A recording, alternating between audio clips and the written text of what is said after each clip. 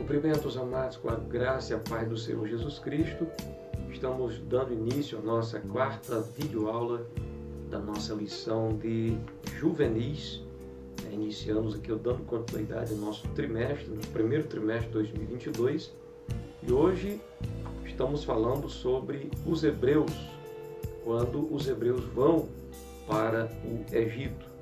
A nossa lição principal assunto é uma viagem pelo Antigo Testamento. E nessa viagem pelo Antigo Testamento, nós temos muita coisa boa a aprender.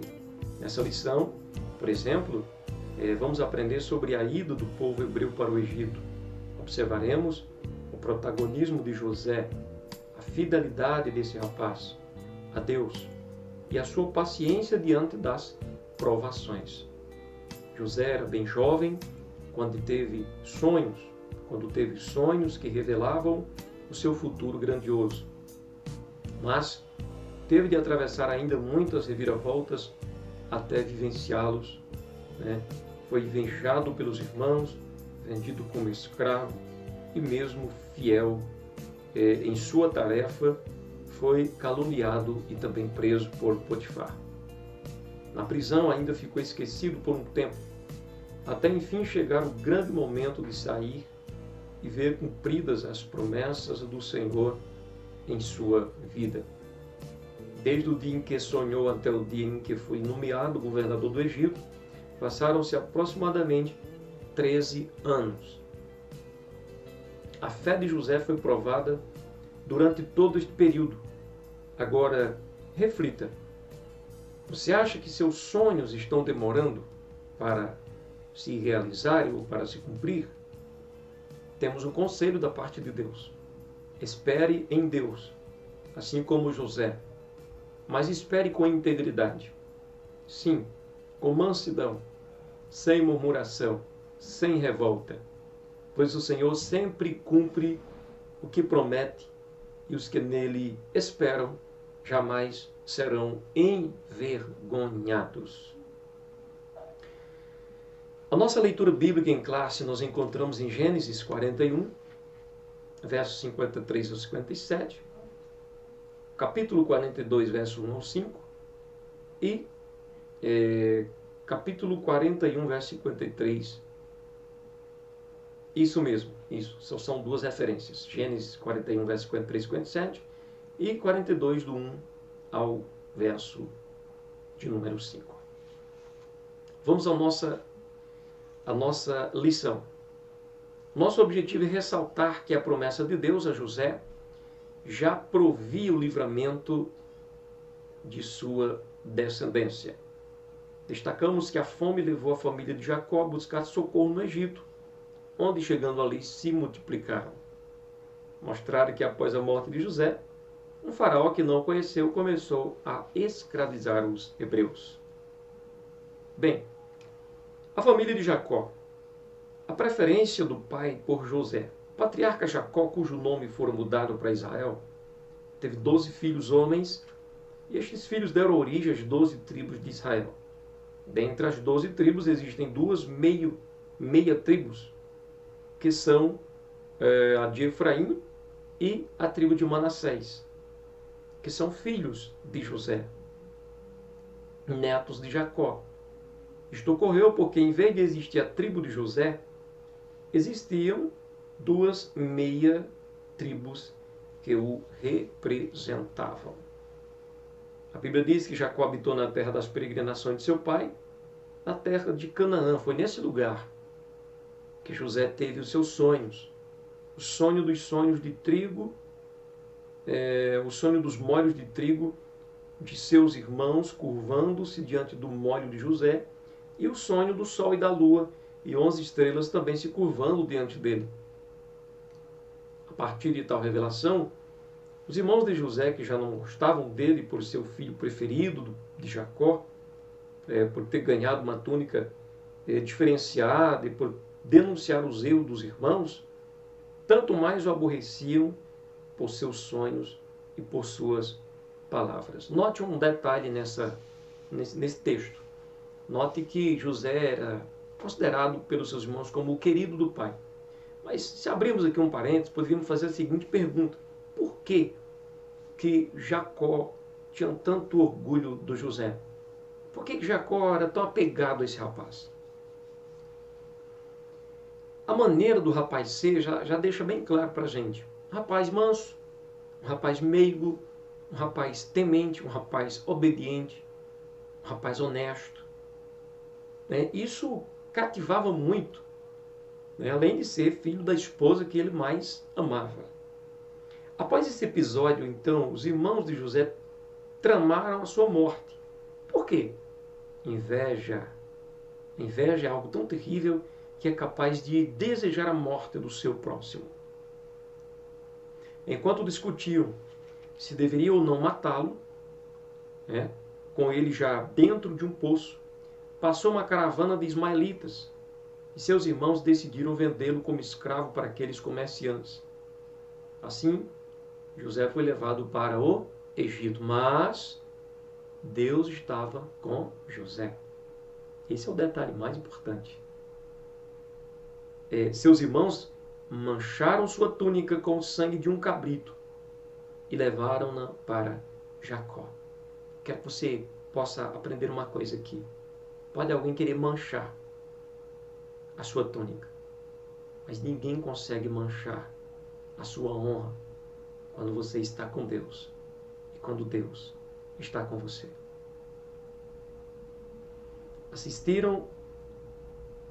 Mentiram, todos envolvidos na trama mentiram para o seu pai, assistiram o seu pranto por dias em luto pela vida do seu filho preferido, pensando que uma fera o devorara até a morte. A bênção de Deus em meio à dor. Chegando ao Egito, José foi vendido a Potifar, capitão da guarda de Faraó. Mesmo traído pelos irmãos e vendido como escravo, a Bíblia diz que o Senhor estava com José e o fazia próspero, a ponto de até mesmo Potifar perceber que tudo o que José cuidava era abençoado. Por isso, colocou todas as suas posses sob os cuidados do jovem. E o Senhor abençoou a casa do egípcio por amor de José. Muitas vezes, funciona assim na vida do crente. Mesmo em meio às adversidades, injustiças, até os ímpios reconhecem a prosperidade do Senhor em nossas vidas. José tinha boa aparência e chamou a atenção da mulher de Potifar, que o cobiçava.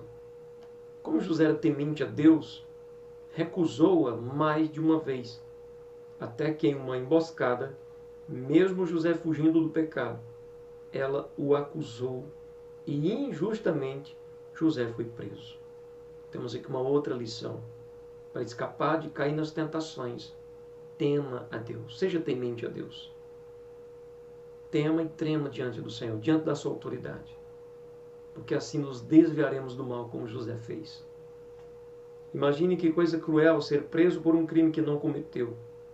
Entretanto, mais uma vez, Deus usaria uma situação difícil para aproximar José ainda mais do cumprimento dos seus sonhos. José não entendia na época, mas sempre esteve no lugar certo, na hora certa, para que os propósitos de Deus se cumprissem em sua vida. Mas como que José fazia para estar no lugar certo e na hora certa, para que os propósitos de Deus se cumprissem em sua vida? O segredo aqui é que ele não abria mão de Deus por nada. Ele não abria mão de Deus por nada. Acusação, xingamento dos próprios irmãos. Não tinha ninguém exatamente assim por ele para o defender. Veja como é dolorido você ser vendido pelos seus próprios irmãos para um povo que você nunca viu. Veja o que é você ali, depois que ganha toda a confiança, ser acusado de um ato que merecia até mesmo a morte, que era adultério. Mas ele permanecia firme em Deus. Ele não desistia do Senhor. E Deus lutava por esse rapaz. Ele vai lutar por você também, vai lutar por todos nós. Quantas vezes não acontece o mesmo conosco, não é verdade? Por isso, a fé, a certeza daquilo que ainda não se vê, é tão necessária durante a jornada. José precisou passar por tudo isso, mas através de sua vida, Deus salvou milhares da fome, até mesmo a sua família e o destino de todo o seu povo. Quando chegou o período de grande fome revelado pelo Senhor a Faraó, o que aconteceu? Através de José, apenas o Egito tinha estoque de alimento e vendia para todos os povos que o procuravam. Esta notícia chegou à família de Jacó, que enviou 10 de seus filhos para o Egito em busca de alimento. Jacó, entretanto, não permitiu a ida de Benjamim, o filho mais novo, nesta comitiva. Portanto, os pontos-chave para a ida da família de Jacó ao Egito são, primeiro, os sonhos de José, segundo, sua venda como escravo, e terceiro, o desencadear da fome que assolou o mundo naquela época. Toda essa narrativa bíblica mostra como Deus está sempre no controle da história e conduzindo seus acontecimentos de maneira que sempre dê certo na vida daqueles que o amam, na vida daqueles que o temem, e que por amor a ele se desvia do mal. Então, a palavra mostra José na prisão e a ida para o Egito. José ainda está preso, mas o Senhor estava com ele até mesmo na prisão e o tratou com bondade. Isso é o que faz toda a diferença. Não importa o que estamos passando, o que importa é Deus está com você, então fica tranquilo, Ele está cuidando. Vai dar tudo certo, porque Deus está contigo. Deus estava com José na prisão, o que fez também com que José conquistasse a simpatia do carcereiro, que em pouco tempo encarregou José de todos os outros presos e de todas as tarefas da prisão. Foi na prisão que José se deparou com 2 prisioneiros que já haviam servido Faraó, o chefe dos padeiros e o chefe dos copeiros. Certa noite, enquanto estavam presos, o copeiro e o padeiro tiveram cada um sonho, e cada sonho tinha o seu significado. Ambos amanheceram inquietos, e José, ao perguntar-lhes o motivo da inquietação, contaram-lhe seus sonhos. José, por sua vez, os interpreta. O sonho do copeiro teve um significado favorável, enquanto o sonho do padeiro não. O cumprimento não foi bom para o padeiro. Após 3 dias, Faraó convocou um banquete, tudo ocorreu exatamente da maneira como José interpretou, e Faraó restituiu o cargo do copeiro-chefe e mandou executar o padeiro. A capacitação de Deus dada a José para interpretar sonhos foi fundamental não só para José, como para toda a história do povo hebreu, pois através dele, Deus começou a mudar a sorte de seu povo e a concretizar seus propósitos mais amplos. Veja que, quando Deus está conosco, Ele nos capacita por todos os lados. José interpreta os sonhos do faraó. O faraó teve 2 sonhos: 7 vacas gordas que foram devoradas por 7 vacas magras. Em seguida, 7 espigas boas e saudáveis que foram devoradas por 7 espigas murchas e ressequidas. O faraó ficou perturbado e mandou chamar todos os magos e sábios do Egito para interpretarem seus sonhos. Mas nenhum deles conseguiu. Até que o chefe dos copeiros lembrou-se de que José interpretou seu sonho e tudo correu como ele havia dito e contou isso a Faraó. No tempo certo, José foi lembrado que seus talentos foram úteis para Deus cumprir seus propósitos. Não se preocupe se na sua vida ainda não aconteceu aquilo que você sonha e espera. Continue fazendo sua parte, sendo fiel ao Senhor, que no tempo certo Ele cumprirá todo o seu desígnio na sua história. Eu quero somente abrir um parêntese para deixar claro para os amados o seguinte: olha, eu não posso enganar você e dizer que todos os seus sonhos vão se cumprir, mas os sonhos que Deus te deu, todos vão se cumprir. Continue diante dele, na presença dele, porque Deus sempre vai ter o melhor para a sua vida. E Deus tem propósito contigo. nesta terra. Fica firme, porque nós somos vasos e o Senhor é o oleiro. É Ele que fala, é Ele que cura, é Ele que revela, é Ele que age, é Ele que faz, é Ele que realiza. Terceiro e último, José conhece Faraó e aprendemos aqui o legado de José. Quando José vai à presença de Faraó, ele glorifica a Deus dizendo que o Senhor dará a interpretação dos sonhos, que de fato acontece. José não disse, eu vou interpretar os seus sonhos. Não, ele disse, o Senhor dará a interpretação dos sonhos. José glorificou a Deus mesmo após muito sofrimento. Faraó viu em José uma sabedoria tão sobrenatural que afirmou que o Espírito de Deus estava sobre ele e ordenou que José governasse o Egito ao seu lado. Além disso, José foi um excelente administrador tanto no período de fartura, guardando um quinto da colheita, quanto no período da seca, vendendo trigo para os famintos que iam ao Egito. A graça de Deus, o Espírito de Deus estava sobre esse rapaz. A família de José vai ao Egito. Dentre tantos povos que foram ao Egito em busca de alimento, estavam também os irmãos de José. Ele os reconheceu, mas José estava diferente, não se deu a conhecer até que pudesse processar aquele encontro. A narrativa de quando ele se revela aos seus irmãos nos faz refletir no quanto deve ter sido difícil escolher o caminho do perdão e não o da vingança. Só havia uma maneira: entenderem que não foram os seus irmãos que o empurraram para o Egito, mas Deus, que estava no controle da história, aproveitou essa oportunidade para livrar muitas almas da morte.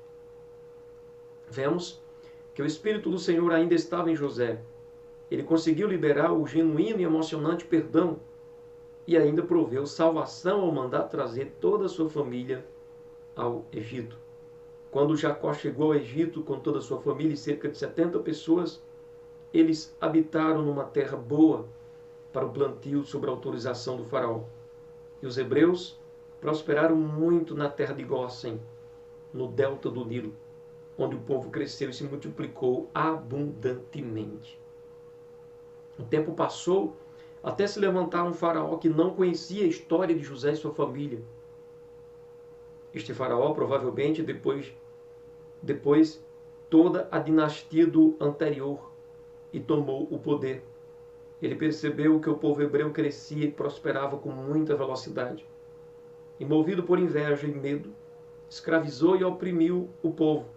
Entretanto, quanto mais o povo era oprimido, mais o povo de Deus crescia. Deus utiliza até uma situação adversa, que um dia acabará, para nos fazer crescer. Então, meus amados, concluímos de que Deus está conosco. E se o Senhor está conosco, não há o que ter medo. Ele estará conosco e Ele nos fará prosperar. Ele nos fará prosperar. Ele nos fará triunfar, segundo a grandeza do seu eterno poder.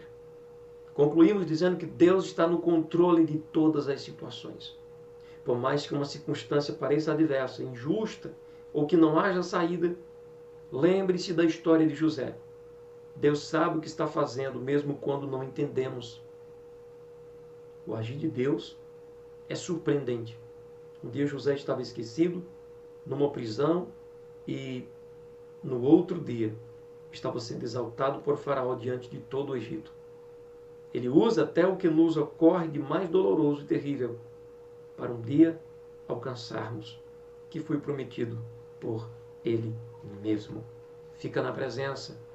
Na presença de Deus não há derrota. Na presença de Deus só existe vitória. Deus é Deus Todo-Poderoso. Que Deus abençoe a sua vida. Até a nossa próxima videoaula em nome de Jesus.